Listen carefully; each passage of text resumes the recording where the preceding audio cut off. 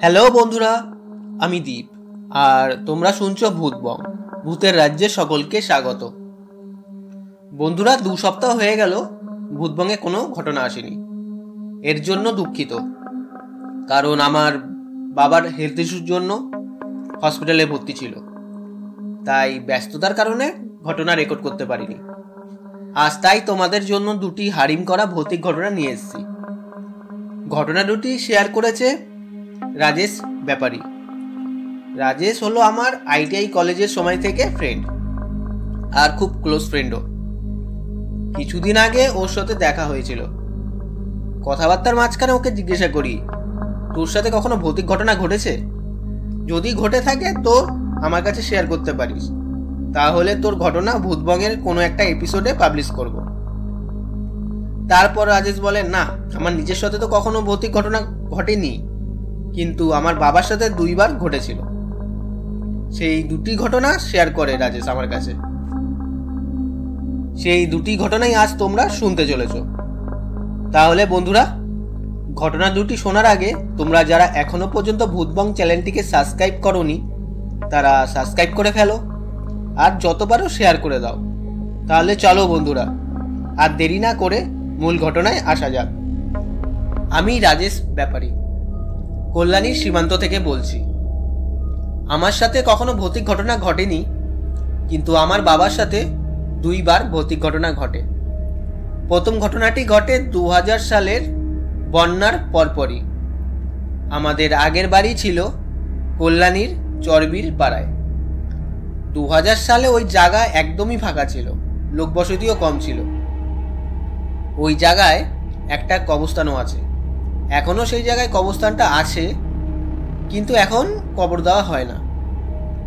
একদিন বাবা আর বাবার 2 বন্ধু রাতে বিয়ের নিমন্ত্রণ খেয়ে বাড়ি ফিরছিল সেই কবরস্থানের রাস্তা দিয়ে। কবরস্থানের কিছুটা আগের থেকে বাবা আর 2 বন্ধুর সাথে অলৌকিক ঘটনা ঘটতে শুরু করে। সেই রাস্তার মধ্যে একটা কাঁঠাল গাছ পড়ে। যখনই ওই কাঁঠাল গাছের সামনে আসে, দেখে কাঁঠাল গাছের গোড়ায় একটা প্রদীপ আপনি আপনি জ্বলছে আর বন্ধ হচ্ছে বারবার। আর গাছের ওপর দিয়ে যেন কেউ বাবা আর বাবার 2 বন্ধুর ওপর জল ছেটাচ্ছে। 3 জন নিজেদের মধ্যে আলোচনা করে যে ব্যাপারটা তো স্বাভাবিক হচ্ছে না। 3 জন একসাথে ছিল বলে কারো অতটা ভয় লাগেনি। 3 জন তাড়াতাড়ি করে বাড়ির দিকে হাঁটা লাগায়।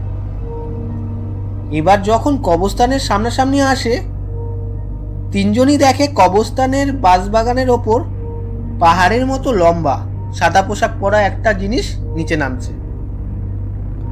ওই দেখে বাবা আর বাবার ওই 2 বন্ধুর মুখ পুরো বন্ধ হয়ে গেছে, পা নড়ছে না।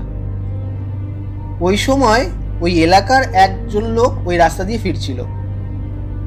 3 জনকে দাঁড়ানো দেখে লোকটা বলে, কিরে, এখানে কেন দাঁড়িয়ে?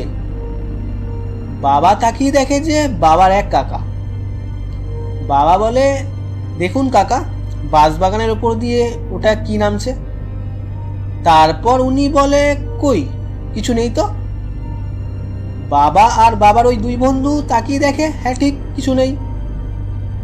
বাবা বলে, তাহলে আমরা 3 জনই ওটা কি দেখলাম?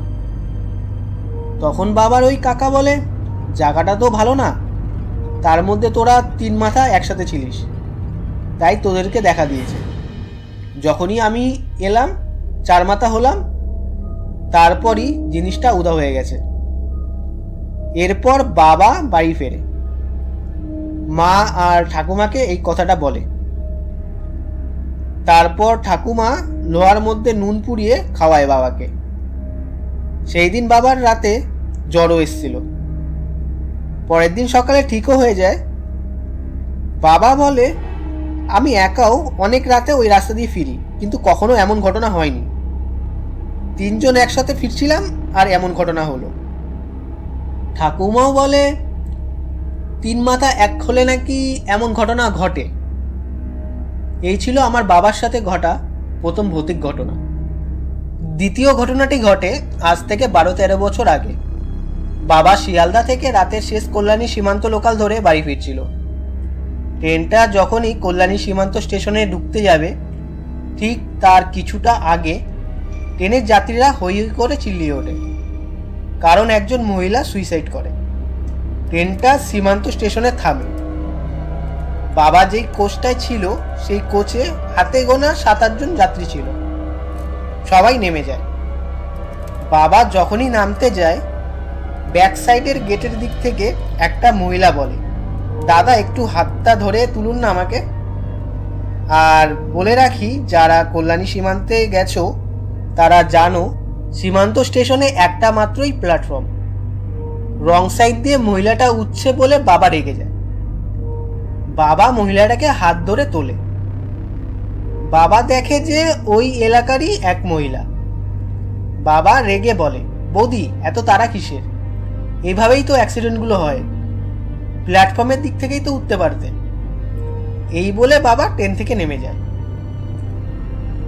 বাবা দেখে অনেকেই সেই সুইসাইড করা মহিলাটাকে দেখতে যাচ্ছে। বাবার একটু দোনোমনো ভাবনা হয় যে দেখতে যাবে কি না। তারপর বাবা সেই বডিটা দেখতে যায়। বাবা গিয়ে দেখে মহিলাটার বডি এক সাইডে আর মুন্ডু এক সাইডে। বাবা মুখটা দেখে। দেখে বাবা পুরো শক হয়ে যায়। দেখে সেই মহিলাটা যাকে একটু আগেই হাত ধরে ট্রেনে তুলল। বাবা এক জায়গায় থ হয়ে দাঁড়িয়ে পড়ে, বুঝে পাচ্ছে না এটা কি হলো। পাশের একটা লোক বাবাকে ধাক্কা দেয়, বলে, ও দাদা চলুন, আর এইসব দেখে কি করবেন? বাবা তো কাউকে বলতে পারছে না যে বাবার সাথে কি ঘটে গেছে, বললে সবাই ভাববে পাগল। বাবা ব্যাক করে ট্রেনের সেই কোচটায় গিয়ে দেখে কেউ নেই, পুরো ফাঁকা কোচ। আর ওটা লাস্ট ট্রেন, কল্যাণী সীমান্ত স্টেশনেই দাঁড়ানো থাকবে। ভোর হলেই আবার শিয়ালদার উদ্দেশ্যে ট্রেনটা রওনা হবে। বাবা ভাবে এটা আমার সাথে কি ঘটলো, আর আমি যে মহিলাটাকে হাত ধরে তুললাম, আমার মাথায় এই চিন্তা আগে হয়নি যে এটা তো লাস্ট ট্রেন। বাবা আর দেরি না করে বাড়ির দিকে আসতে থাকে। হঠাৎ বাবার হাতটা জ্বালা শুরু করে। বাবা নিজে নিজেই বলে, আবার হাতটায় কি লাগলো? বাবা যেই হাতটা দেখতে যায় দেখে হাতের মধ্যে অসংখ্য নখের আঁচড়, হালকা রক্ত বেরাচ্ছে। বাবা বাড়ি ঢোকে, মাকে ব্যাপারটা বলে। আমাকে সেই রাতে ব্যাপারটা বলেনি, পরের দিন সকালে শুনি। এই ছিল আমার বাবার সাথে ঘটে যাওয়া দুটি ভৌতিক ঘটনা। তাহলে বন্ধুরা, রাজেশের বাবার সাথে ঘটে যাওয়া এই দুটি ভৌতিক ঘটনা কেমন লাগলো কমেন্ট করে জানিও, আর লাইক করে দিও। আর বন্ধুরা, তোমরাও যদি ঘটনা পাঠাতে চাও তাহলে আমাদের ভূতবংয়ের ইমেল আইডি bhutbongofficial@gmail.com পাঠিয়ে দিও।